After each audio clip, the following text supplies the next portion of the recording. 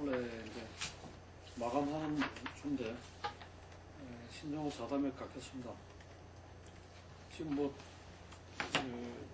전기 상황이 워낙 심각하게 전개가 돼가지고 이야기해야 될 내용들이 좀 많은 것 같습니다. 우선은 지금 국회 국정조사는 이제 좀 뭐 일단락 된 것 같죠. 이제 또 청문회는 또 없는 것 같고, 그 대신 특검이 지금 또 상당히 뭐 숨가쁘게 진행이 되는 것 같습니다. 그리고 현재도 이제 본격적으로 움직이는 것 같고요. 그래서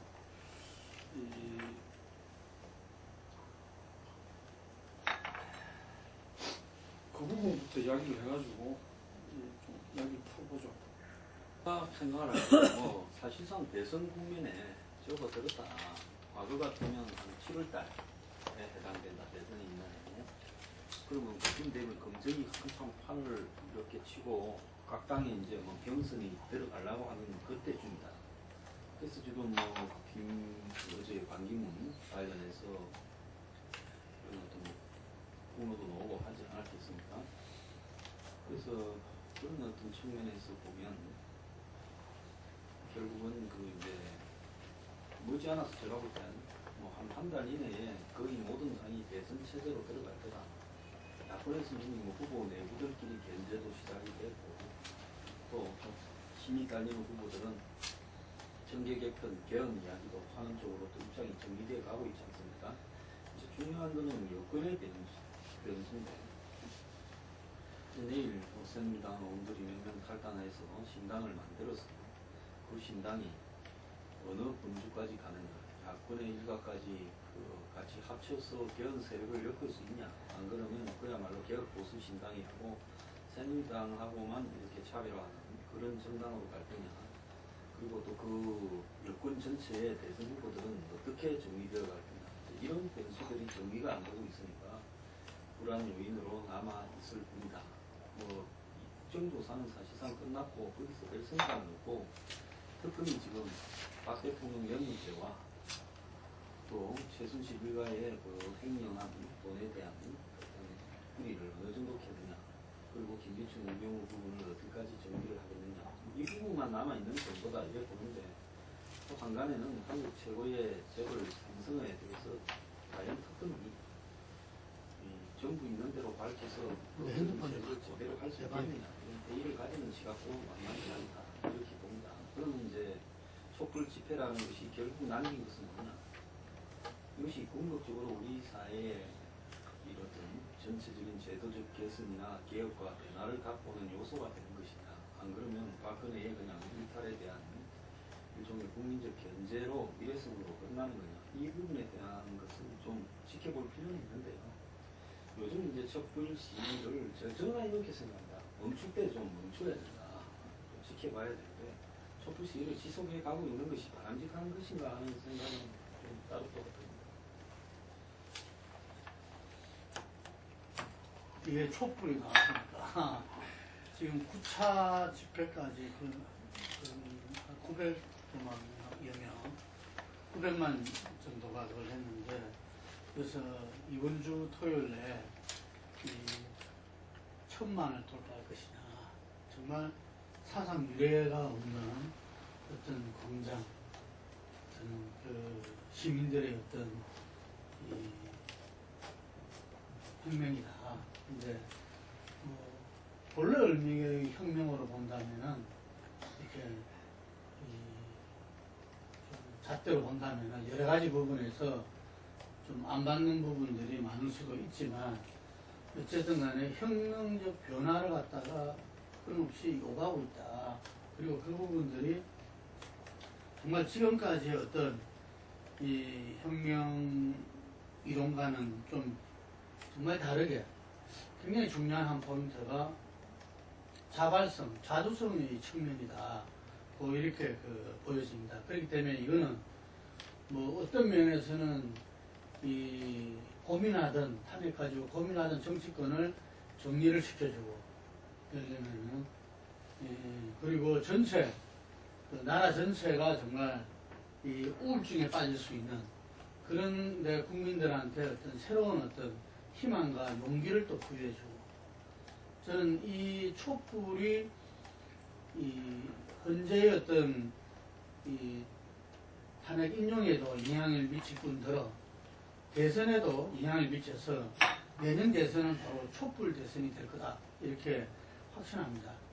그리고 현재 여당의 어떤 이 분당 사태 하는 그 부분도 촛불에 자유할 수 없다. 그래서 뭐 자기들이 가칭 개혁 보수신당, 개보신당이라고 그러는데, 하여간에 그런 신당도 어떤 이 촛불에 비추었을 때 정말 자기들이 어떤 개혁 보수의 어떤 가치를 갖다가 충실하게, 그리고 우리 정당의 여러 가지 문제점을 극복하는 방향으로 나가지 않으면은 뭐 새누리당과 별반 다를 바 없다는 이 심판을 받을 수밖에 없을 것이고, 어쨌든 그래서 그 부분에서도 상당히 신경을 쓰고 노력하고 있다고 알고 있습니다. 그리고 야당 또한 어떤 지금 오히려 야당이 촛불에 더더욱 신경을 쓰고 긴장하고 있죠. 개혁 문제라든지 대선이라든지 이런 부분들이 과연 자기가 새로운 대한민국을 만들어 나가는데 이렇게 정말 필요하고 가야 되는 길을 가는지, 아니면 자기들이 당리당략 혹은 정략적 차원을 사는지, 이런 부분들을 갖다가 늘 되새김하면서 갈 수밖에 없는 것이 바로 촛불의 힘이다. 그래서 이 촛불은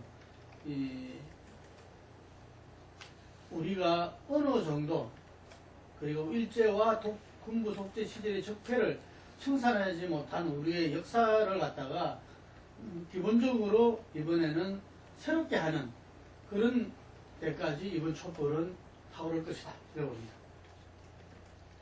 촛불에 엄청 기대를 하십니다.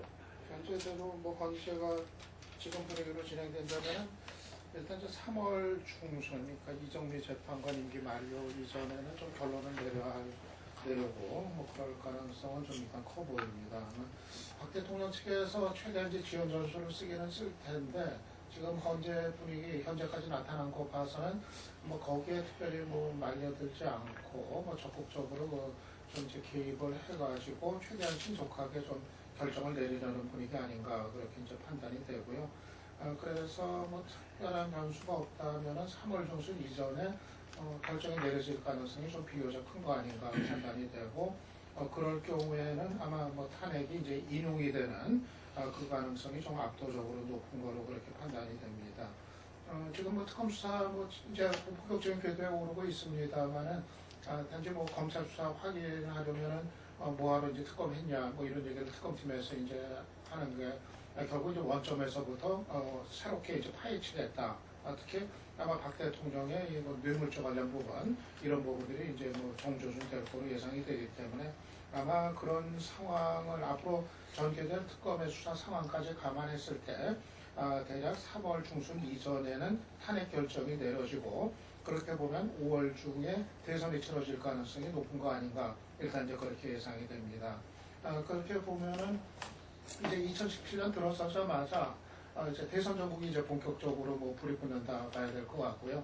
1월에 반기문 총장이 귀국을 하면은 그때부터 이제 그 경쟁이 본격적으로 이제 시작이 되고, 아마 뭐 언론들도 뭐 신년호, 신년자, 뭐 신문, 뭐 방송 다 초점을 맞출 것이 역시 이제 대선 전망, 이렇게 되면은 뭐 이제 완전히 대선 분위기가 달아오르는 쪽으로 이제 가겠다, 이제 내다 봅니다.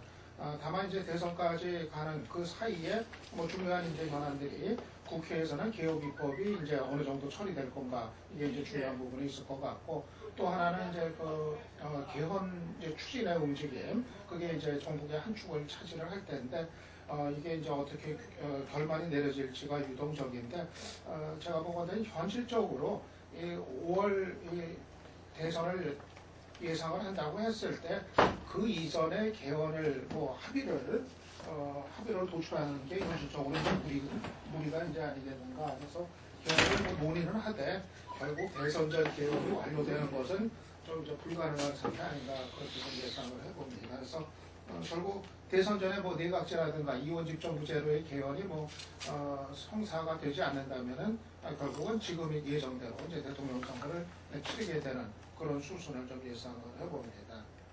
네, 뭐 얘기할 얘기가 다 포괄적으로 나오고 몇 가지 좀 얘기하면은 그동안의 국정조사 특검 또 현재의 분위기 종합적으로 봤을 때 박근혜 대통령과 관련된 책임이 오히려 확장돼가고 확실하게 가는 분위기를 보고 있다라는 생각입니다.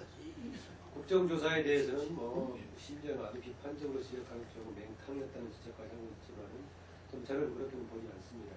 국정조사가 특검처럼 구체적인 범죄 입증을 하는 자리가 아니기 때문에 국민들에게 이번 사건 관련해서 얼마나 어떤 시각을 국민들에게 보여줄 수 있는가 이런 관점이 중요하다고 보고요. 그런 관점에서 좀 부족한 점이 물론 있을 겁니다.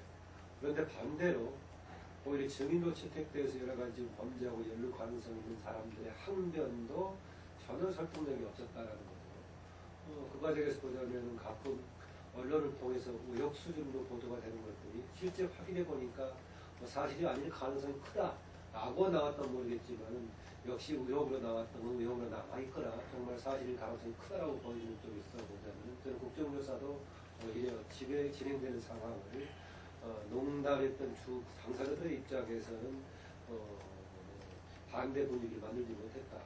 특검 관련은 누구도 알고 있지만은 바로 직격탄 박근혜 대통령의 뇌물죄라든가 삼성까지 겨냥하고 있고 그래서 오히려 집중을 하고 있는 느낌이 들고요. 이미 검찰이 1차 중간수사 발표했을 때 99% 입증 가능한 것만 담았다라고 했지 않습니까? 그런데 그 내용들을 밖으로 공표하지 않았었지만은 특검에서 입수했을 때 상당히 구체적인 증거들이 들어있다라고 얘기를 하고 있고 또 특검에서는 그것 외에도 지금 많은 자료를 확보하고 있다니까 그런 방향으로 가고 있고요. 아시겠지만 헌재도 13개에서 또 많게는 보자면 18가지 되는 그 탄핵 사유에 대해서 이것 때문에 길어지지 않겠냐 했었는데 압축적으로 5개 법률을 조정하고 있고 저도 그런 얘기 했습니다만은 대통령의 탄핵 관련해서는 위헌 여부를 기본적인 초점으로 삼는 것 방향으로 보면은 유창훈 방파 지적했다시피 저기에 그럴 가능성이 있다고 봅니다. 다만 아까 김능구 대표가 얘기했던 그런 유사일의 새로운 혁명이었다고 보면은 세 가지 관점에서 봤을 때 과연 어느 쪽으로 과연 가능할 것인가? 기존 질서를 넘어서는 완전히 파괴라든가 이것을 방식을 할 수 있을 것인가? 저는 국회가 해산되지도 않은 수준이라면은 기존 체제를 넘어서는 방식의 혁명은 진행되기 어렵다라고 보고 나머지라면 제도적 변화라든가 심리 문화적 변화인데 과연 나머지 제도적인 변화 없이 심리 문화적 변화가 가능할 것인가? 이것도 두고 볼 과제라고 생각해요.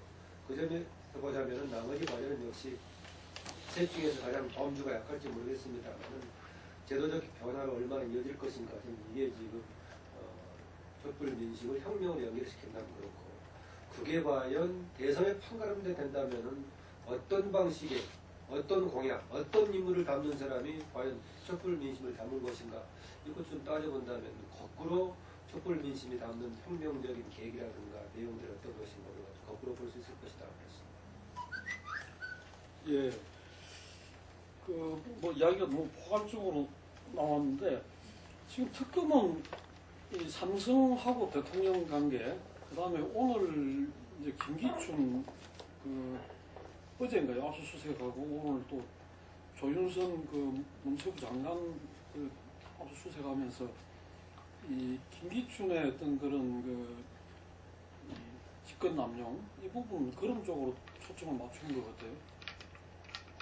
특검 이야기 조금만 더 하고 넘어가죠. 지금 여기서 제가 볼 때는 결정타가 나오는 건지 대통령이 현재 답변서라든지 그리고 지금 최순실이 검찰과 그리고 지금 특검에서도 가서 1차 조사를 받았다는데 완전 부인하고 있잖아요. 이게 전면 부인을 하고 있는데 그런 부분에서 지금 특검 수사가 굉장히 중요하다. 이 특검이 우리가 지금까지 역대 특검에서 이렇게 성과적으로 된 특검은 거의 없다 할 정도로 그렇게 말하면 특검이 그냥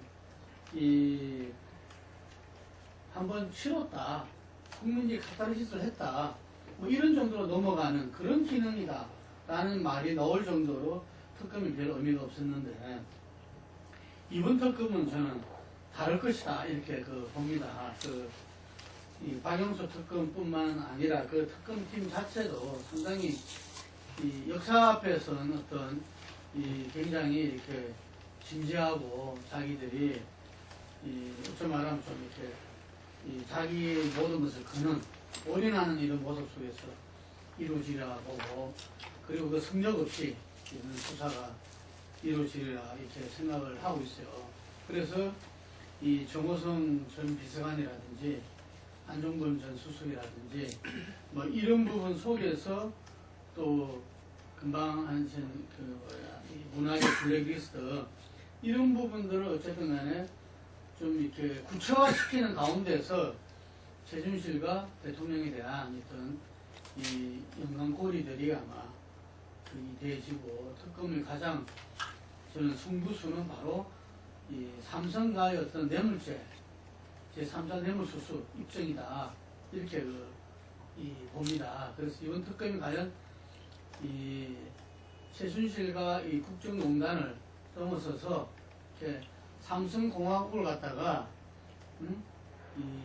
넘어설 수 있느냐 뭐 좀 우습죠.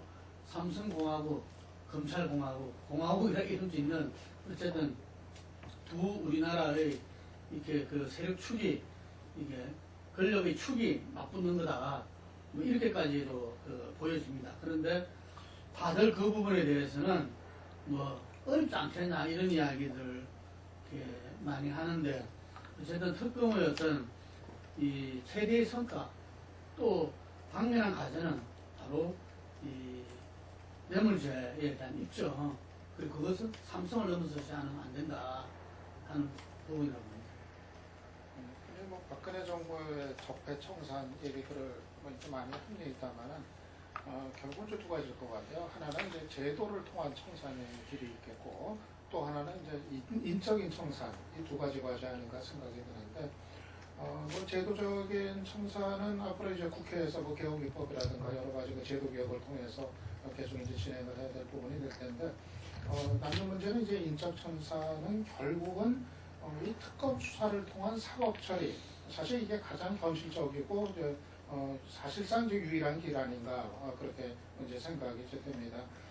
그렇게 봤을 때 이 특검 수사를 통해서 박근혜 정부의 그 여러 가지 위법 행위들에 대한 이제 처벌, 단죄 이렇게 어떻게 가능해질지 이제 지켜봐야 될 일인데 기본적으로 검찰 수사하고는 뭐 다른 양상을 현재까지 보이고 있는 것 같아요.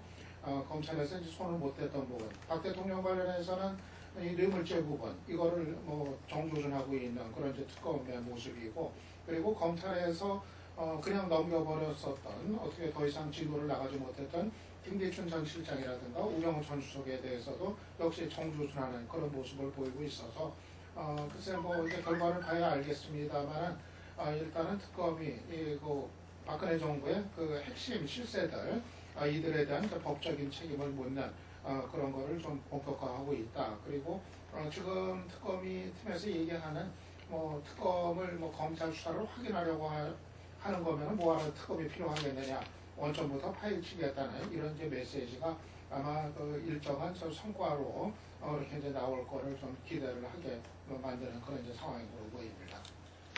네, 저는 특검 부분에서 아직 제가 볼 땐 좀 지켜봐야 된다. 지금 한간에 재벌가나 이런 쪽이 뭐라고 나오는가면 삼성에 관해서도 대충 견적이 정해졌다. 그래서 과연 이재용 본인에 대해서까지 가겠느냐 이런 이야기들도 좀 나오고 있어요. 그래서 사실 이번에 저가 굉장히 중요한 거는 좌우나 보수 진보를 떠나서 기업이 경제의 영역을 벗어나서 정치의 영역에 관여하는 것.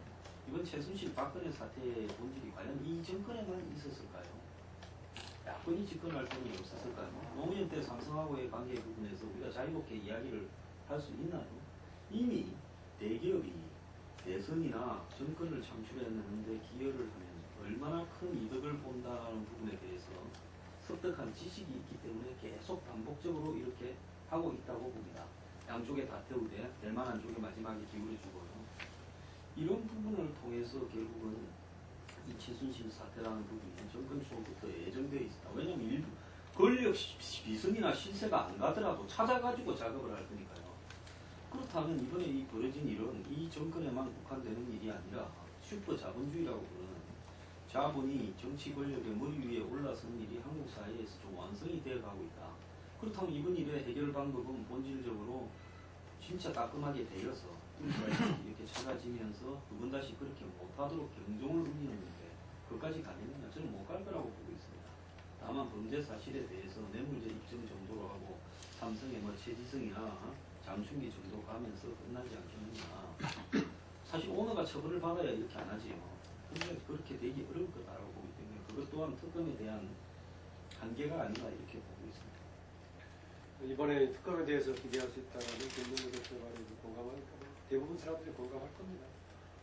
되게 그동안의 특검이 뭐 유명무실한 또 아니면 카타르시스를 위한 의례적인 절차에 불과했던 배경은 정치적인 사안을 가지고 특검을 했죠. 그리고 여야관 기각으로 남아있었고 그럼 이번은 사실상 여당의 명분이 붕괴되어버린 상황에서 촛불 민심이 배경으로 특검이 진행되고 있고요.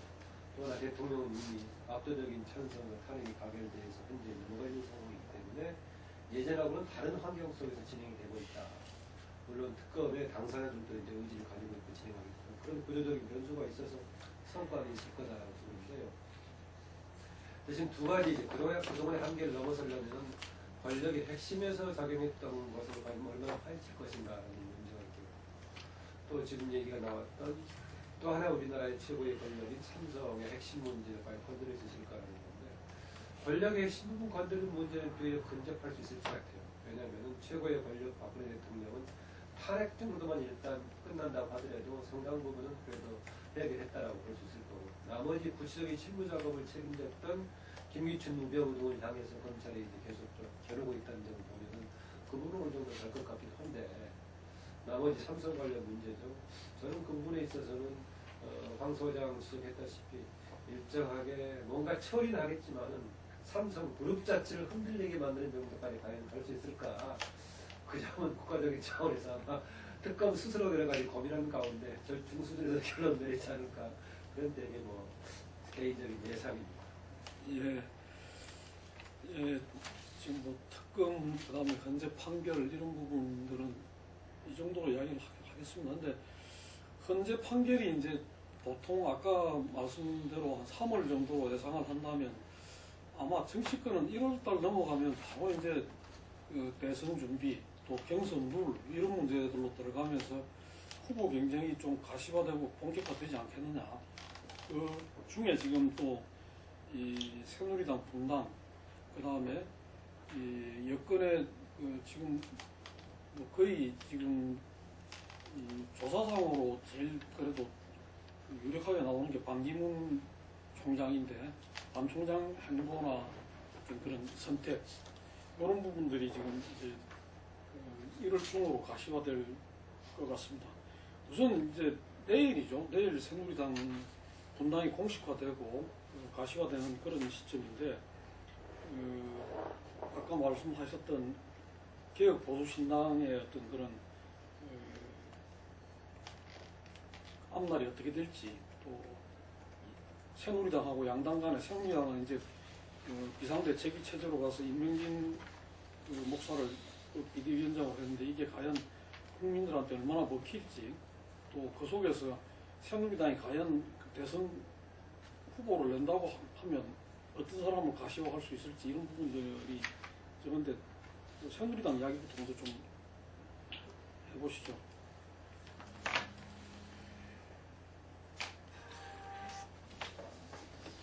이 지금 보수 진영에서 벌어지고 있는 이 분당 사태 모습이 그러니까 한국의 전체 정치적인 문제, 야권으로 보면 뭐 여건이 분열되니까 좋다 이렇게 볼 수 있겠지만은 좀 정확한 맥락으로 가고 있는가 하는 부분에서 좀 우려스러운 데가 있어요.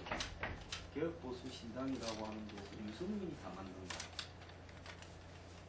그것부터가 저는 좀 잘못됐다고 봅니다. 유승민 그 정강 정책이나 아니 어떻게 정강 정책이나 공약을 한 명이 다 만듭니까? 나머지는 그냥 동의를 해주는 거예요. 물론 만들고 나면 토론회도 하고 공청회도 한다 하지만은 만드는 과정에서부터 심각한 자기 반성이나 뼈아픈 고민이 필요하다.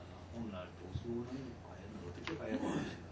그러려면 시대적 상황에 대한 진단이 나와야 되고, 지금 경제적으로 성장이 불가능한 시대고 양극화가 극명화되는 시대고 빈곤이 늘어나는 시대다. 그럼 이런 시대에서 보수의 가치를 어떻게 바꾸어 가야 되겠는가? 그리고 보수가 어느 기관을 이렇게 이 표바스로 이렇게 생각을 하면서 정책들을 어떻게 가야 되겠는가? 새누리당이 과연 자신들을 지지해주는 성실하게 사는 세상이 보답할 거라고 믿는 그런 어떤 소시민이나 중산층 일부, 그게 텃밭 아니겠습니까? 무슨 시장에서 장사하는 자영업자 같은 분이요. 근데 기존에 새누리당이 해온 어떤 이 공약이나 어떤 이 행태는 과연 그런 사람의 기대에 보답해왔는가? 안 그러면 무슨 강남에 사는 부동산 자산가들의 입장에서 보답하는 거고, 저는 부자에 기여해온 정당 집단이라고 보고 있습니다. 그렇다면 오늘날 단지 최순실에 대한 의혹 여부 때문에, 안 그러면 대선에서의 정권 창출 때문에, 안 그러면 주류와 비주류의 다툼 때문에 갈라선다는 게 아니라 실제 내막이야 다양하고 복합적인 요인에서 벌어진다 하더라도 대외적으로 보이는 모습은 그건 좀 아니라는 거죠. 실질적으로 이 시기에 보수의 가치는 어떻게 변해야 되는가 하는 일종의 좀 철학적이고 이념적 고민이 필요한데, 그런 부분이 결여된 채 단지 이제 이 표를 얻기 위한 담보는 보수, 경제는 개혁 이렇게 이야기해버리면 안철수처럼 된다는 거죠. 안철수 의원이 그렇게 이야기를 했지만은 실제로는 표밭에 따라서 자기 이야기를 스스로 엄청 뒤집었지 않습니까? 그러니까 굉장히 좀 늦더라도 신중하게 잘 만들어야 된다. 근데 지금 이 시기에 터진 반기문 수습 설 때문에 지금 나가는 세력들을 겨냥해서 이 타이밍에 터진 거 아니겠습니까? 24일 날이라는 타이밍이에요. 24일 날이라는 게 미국이나 한국이나 다 넛을 놓고 노는 날인데 그날 딱 느닷없이 터졌단 말입니다. 그래서 지금 새누리당의 분당을 둘러싸고도 여러 가지 공작적인 요소가 엄청 작용하고 있다. 저는 그렇게 봅니다. 새누리당의 최근 상황을 저는 역시 두 가지 관점에서 볼 수 있을 겁니다. 하나는 저희 정권 말기에 실패했던 집권 여당이 어떤 식으로 나중에 정리가 됐었는가 볼 수 있겠고, 또 하나는 저분들이 황수장이 시작했던 보수 세력의 그동안의 정권에 이끌려갔던 보수 세력이 정말 어떤 가치를 중심으로 재편될 수 있는 것인가 이 관점인데요. 아마 역사적으로는 큰 책임을 지고 물러났던 케이스가 있겠고, 적당히 위기에 처해가지고 지난번에 2011년 말 12년에 새누리당으로 바뀌는 과정처럼 약간의 변화를 통해서 선정했던 케이스가 있을 겁니다. 크게 보자면 원래는 거의 4.19 직후에 자유당 수준의 위기였다고 보는데, 지금 충격은 아마 그보다 더 난 것 같아요. 가장 큰 이유는 4.19는 자체로서 이미 기존의 체제가 붕괴돼 버리고 또 곧바로 선거가 있었기 때문에 그런 민심이 바로 투영될 수가 있었는데, 지금 3년 이상 임기가 남아있단 말이죠. 그래서 이런저런 말을 해도 아무래도 정당이라는 것은 현역 국회의원들 중심으로 국민들의 인식도 있고 세력도 형성되기 마련인데, 그 점에서는 국정농단 사태는 4.19 당시 못지않은 큰 충격적인 거였었지만 국회의원들 자체가 국회가 해산되거나 그것도 아니고 임기가 3년 이상 남아있다는 점에서 얼버무리면서 갈 수 있는 소지가 있다라는 겁니다. 그런데 그런 가운데 이제 적어도 대선을 앞두고 그런 명분에 전혀 없는 세력으로 갈 수가 없기 때문에 일종의 분당이 생긴 거 아니겠습니까? 생겼는데 나머지 변수는 저는 자연스럽게 그렇게 가면은 수적으로는 신당 쪽이 혹시 부족하다고 하더라도 명분이 점점 쏠릴 수밖에 없을 거다 그렇게 봤는데, 물론 지금도 그렇습니다. 근데 중간에 지금 임명진 목사가 끼어가지고 뭔가 새로운 역할을 해보겠다고 하고 있죠. 거의 해체 주간호쯤도 가서 뭘 하겠다라고 했었는데, 저는 그거 불가능하다고 봅니다. 당장 짧게 혹시 약간 주춤하게 만드는 효과가 있을지 모르겠지만 대선 국면에 가면서 점차로서 신당 쪽으로 쏠릴 수밖에 없지 않는가 그렇게 봐서, 전반적으로는 어쨌든 간에 신당과 같이 절반적으로 엮여있는 반기문이 여권 측에 좀 한축이 되지 않겠나라는 겁니다. 다만 최종적으로 봤을 때는 그동안에 성실이라고 얘기했던 축과 어떤 관련을 맺을지 이것은 이제 가변적인 요소가 남아있다고 볼 수 있겠습니다. 현재로서는 확실한 것은 이제 더불어민주당을 토대로 하고 있는 문재인 진영 정도는 확실하고 나머지는 중간지대까지는 서로의 다른 축, 뭐 3개 내지 3개 반 정도의 축이 있겠지만 그 재편 가능성 이후에 좀 진행될 소리가 있다고 봅니다. 비박신당의 등장이 이번 대선 구도를 상당히 출렁이게 만드는 그런 대단히 이제 좀 주목해야 될 변수가 될 가능성이 크다 그렇게 이제 봅니다. 그러니까 단지 뭐 한 30여 석의 의원들이 나가서 뭐 한 의석 뭐 30몇 개의 그 당을 하나 만드는 것 이상의 판 전체를 지금 좀 흔드는 그런 영향이 있을 거다 이렇게 보는 건데요. 기본적으로 이렇게 되면은 대선 구도 자체가 이제 크게 달라지는 걸 의미를 하게 되는 거죠. 보수 정당이 이제 2개가 되고 두 보수 정당에서 2명의 대선 후보가 이제 나오는 그런 이제 초유의 이제 상황이 되는 거고, 전체적으로 봤을 때 최소 4자 구도, 뭐 정의당까지 합하면은 5자 구도의 이제 대선 구도가 정립이 되는 거를 의미를 하게 될 것 같습니다. 근데 이제 중요한 거는 이렇게 되니까 여러 가지 이 구도의 그 좀 불가측성, 유동성 이런 게 상당히 좀 이제 높아지는 것 같아요. 일단은 이제 반기문 총장이 과연 이제 어떤 선택을 할 것인지, 현재로 봤을 때는 아마도 좀 1차적으로는 비박신당과의 연대 가능성 또는 통합의 가능성 이게 좀 가장 높지 않을까 좀 이제 예상이 이제 들고요. 그리고 제3지대까지 다 이제 그 통합을 하려고 하는 그런 큰 그림을 그리겠지만은 글쎄 그것이 가능할지는 좀 이제 불투명해 보이는데, 최소한 비박신당과 반 총장이 같이 갈 가능성은 상당히 좀 커지고 있는 거 아닌가 그렇게 이제 판단을 해보고요. 그렇게 됐을 때는 아마 지금 뭐 문재인 후보가 뭐 선두를 달리고는 있습니다만은 뭐 보수층 그리고 반문재인층이 결국 이 반기문 쪽으로 이렇게 가버릴 그리고 또 결집을 할 이런 가능성도 또 한편으로 열려 있고, 반대로 또 검증의 과정에서 반 총장이 어떻게 될지 또 가봐야 하는 노릇이고, 그래서 그런 게 대단히 좀 유동성이 높아지는 그런 이제 흐름으로 가는 거 아닌가 판단이 되는데요. 아무튼 이게 좀 묘한 것 같아요. 이 비박계가 사실은 사람이 안 왔어요. 새누리당에 그냥 있었으면 어떻게 보면은 친박하고 같이 그냥 패족이 돼버릴 운명, 그 직전까지 이제 갔었던 건데, 이렇게 오히려 탈당을 해서 친당을 만드니까 오히려 상황에 따라서는 집권의 가능성도 또 그냥 꿈꿔볼 수도 있는 이런 상황으로 완전히 또 이게 흐름이 크게 지금 달라지는 거 아닌가, 그런 또 참 묘한 그런 이제 장면인 것 같고요. 이건 아마 아까 그 촛불 얘기했지만은 이 촛불이 워낙 이제 여러 가지 얼굴을 한 이제 촛불의 성격이 또 한편으로 있기 때문에 이 박근혜 퇴진이라는 거에는 이제 한 목소리가 났지만은 촛불 민심이라는 게 그 이후 이제 국면에 가면은 또 제각기 이제 자기들 선택들을 하는 그럴 수밖에 없는 성격이 또 이게 이제 반영이 되는 거 아닌가 싶습니다. 좀 전에 말씀하신 그 박근혜 퇴진과 함께 촛불 민심에서 이야기했던 게 새누리당 해체를 이야기했어요. 그러니까 그런 어떤 촛불 민심을 타고 저는 그 비박들이 탈당을 하고 분당을 하고 지금 기업 보수 신당으로 이렇게 가고 있다 이렇게 보여집니다. 그래서 뭐 혹자는 우리 보수 정당이 최초의 분당이다. 그래서 안 될 것이다 이렇게 이야기하는 사람도 많아요.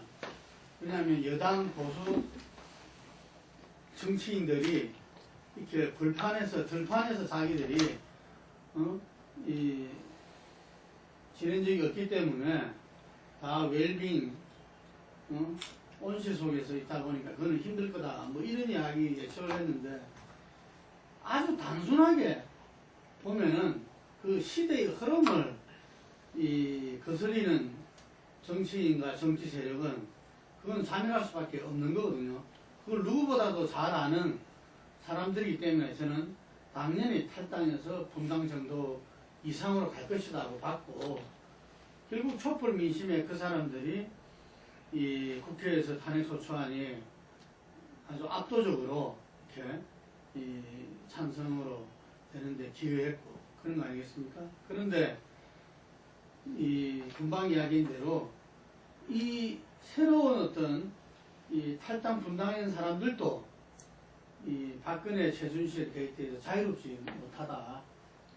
김무성 전 대표가 자기가 숙고되지 하면서 정말 이 뼈를 깎는 심정을 하겠다 이런 이야기를 했는데 그 유승민 의원도 마찬가지인 것 같아요. 그런데 저는 유승민 의원 경우에는 정두원 전 의원이 이야기했던 이 사람이 줄푸세를 2007년도 박근혜의 그 대선 공약의 핵심이었던 줄푸세, 예를 들면은 그 세금은 줄이고 규제는 풀고 그렇죠? 이게 신자유주의의 기본적인 그 정책 방향이잖아요. 그걸 입안했던 사람이 그 유승민 의원이다. 그러면 유승민 의원이 그 자기 정책이나 가치관이 변화된 부분을 밝혀라 이렇게 이야기했어요. 그 정도 정 의원이.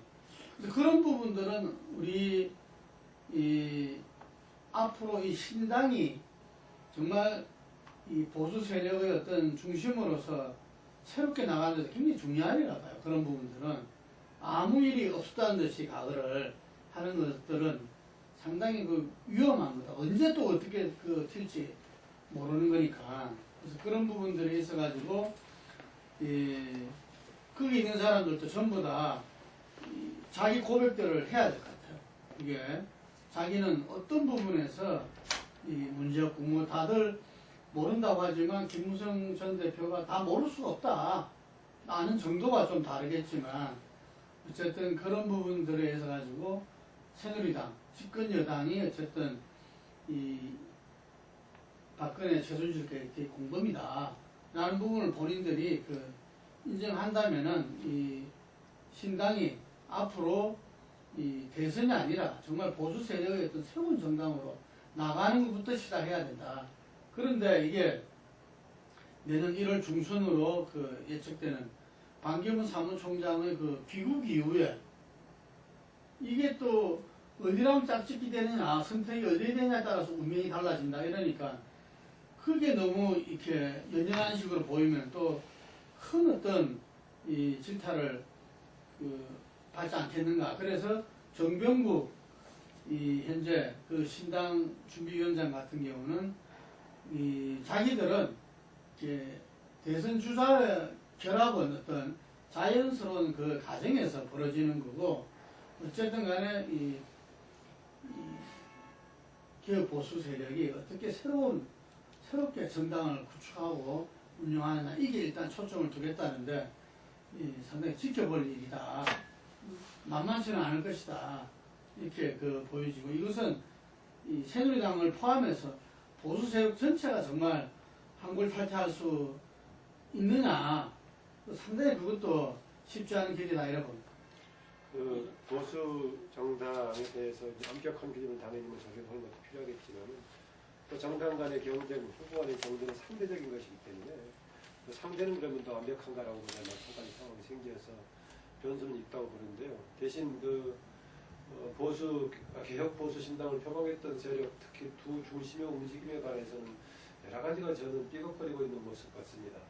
우선 유승민 의원은 그동안에 뭐 경제정책 관련해서는 뭐 경제민주화를 뭐 원내 대표 연설 등에서 뭐 한 바가 있습니다만 지지 기반으로 이야기하면은 상당히 그 지역적인 현실이라든가 또 새누리당에 집착하는 이런 경향을 계속 보였습니다. 그걸로 보자면 오히려 지금 본인의 개혁표가 두 개가 맞지 않는단 말이죠. 개혁이라는 자기 표방만 오히려 보수의 방점을 두기보다는 개혁의 방점을 두는 게 맞다라 얘기하면은 새누리당이라는 기존의 그 뭔가 정당에 대한 집착보다는 다른 내용에 대한 집착이 돼야 되는데 오히려 당을 집착하고 있고 지역의 특성을 집착하고 있는 것 보면은 본인 스스로도 정치적인 지금 지향에 대해서 정리가 안 돼 있다는 생각이 듭니다. 오히려 상대적으로 두 사람 간의 그 김무성 전 대표의 경우는 둘 간의 비교하면 보수성이 훨씬 더 강하게 또 무게중심까지 잡혀있는 방향인데 오히려 김무성 전 대표는 뭐 오히려 가변 여러 가지 변수를 두고 심지어는 야권 일부와도 결합하는 그런 성향을 좀 보이고 있어서 내부적인 정책 노선을 보자면 오히려 이동성은 유승민한테 있어야 되는데 오히려 보수성을 강하게 주장하고 있는 김무성 전 대표가 그러는 걸 보면은 그 자체도 스스로 좀 유승민이 좀 정리가 안 돼 있다는 느낌을 아주 자주 갖게 됩니다. 예. 잠깐만. 유승민이 경제가 개혁적이다라고 원내대표 때 새누리당 국회 교섭단체 대표 연설을 했지만 아니 유승민 의원이 자신의 연설문에 걸맞게 실질적으로 치열하게 새누리당을 그렇게 만들기 위해서 내부 투쟁을 한 것이 있느냐 저는 없다고 봅니다. 유승민 의원이 했던 모습을 보면요. 대구라는 TK라는 지역에 패권에 지나치게 집착을 하면서 지난번 총선 때 한번 보십시오. 그렇게 나갔으면 그 길로 안 들어갔어야죠. 또 들어갔어요. 이번에도 한번 보십시오. 비대위원장 시켜줬으면 안 나왔을 거 아니에요. 근데 유승민 의원한테 정권을 가진 비대위원장을 시켜준다고 해서 새누리당의 현재 구조가 개혁이 될 수 있는 구조냐. 근데 왜 이 문제가 생겨서 오늘날 새누리당이 지지율이 저렇게 10%대까지 떨어졌느냐라는 부분으로 봤을 때 유승민 의원의 문제의식은 전혀 잘못되어 있다고 봐요. 그러면서 탈당을 하는가 하는 부분이 비대위원장을 안 시켜주니까 나온 것처럼 되어버린 것도 사실 아닙니다. 그러면 여기에서 유승민 의원은 본인의 머릿속에 들어있는 가치만을 만들어서 내어준다고 해서 가치로 나온 사람들이 다 그렇게 공감을 하는가 하는 문제도 있는 건데요. 유 의원이 저렇게 어떤 이 TK 지역의 패권에 집착하는 모습 속에서 저 스스로가 개혁 보수라고 할 수 있겠는가? 개혁 보수라면 정말 춥고 어려운 길을 가야 되는 거 아닙니까? 제 같은 경우에 연구소하면서 개혁 보수란 말을 지금 몇 년 전부터 썼는데 이 사람들 허락도 안 받고 그냥 개혁 보수라고 이 당 이름에 넣어보는데 뒤에 신당 붙였습니까? 그래서 제가 볼 때 개혁 보수의 길은 정말로 험난하고 고통스러운 과정에 대한 고민이 있어야 된다. 이 의원이 그런 어떤 고민이 있었는가 하는 부분에서 저는 좀 묻고 싶어요. 그게 아니면 또 안 되는 겁니다. 나가서 해도 또 돌아가요. 그렇기 때문에 새누리당은 지금 어차피 간판은 바꿔달 수밖에 없다. 자유새누리당의 간판이 대선 때까지 있을 거냐? 저는 없을 거라고 보고 있습니다. 지금 비박이 먼저 나가지만 남아있는 사람들이 과연 새누리당이라는 간판을 가지고 대선까지 있고 그 이후까지 갖고 갈 거냐? 저는 대선 전에 저 간판은 없어질 거라고 보고 있습니다. 그러면 다 나머지는 어떻게 하냐? 나머지도 나와가지고 간판을 바꿔달고 나와서 결국은 또 단일화를 이렇게 시도할 거다. 이제 야권 단일화가 아니라 야당한테 여당이 그동안에 많이 배워갖고요. 대선 직전에 뭐 좀 이럴 수도 있다고 봐요. 황교안을 내세워서. 황교안 본인은 안 논다 하지만 그 뭐는 의미가 있어. 논다 안 논다 말하는 게. 그리고 박근혜 대통령 탄핵이 확정되면 황교안이 대행 그만두고 뭐 2달 더 가면 하겠어요. 그리고 새누리당이 후보로 가요. 그래가지고 강경 보수들 뭐 이렇게 해서 끌고 모으면 한 10% 주면 지지율 넣을 수도 있어요. 이렇게 하면서 가고. 이창이 15% 받았어. 네, 그렇게 가고 또 남아있는 제3지대 가고 이러다가 마지막에 단일화 하자 그러면서 정치적 지분을 보장을 받고 또 태우려고 하는 거 아니냐. 이런 일이 얼마든지 벌어질 수 있다. 그래서 지금 새누리당을 지키느냐 안 지키느냐 이건 중요한 문제도 아니다. 박근혜 대통령이 탄핵이 되고 난 뒤에 과연 새누리당이라는 간판을 남아있는 사람들은 지키려고 할 것인가? 저는 아니라고 봅니다.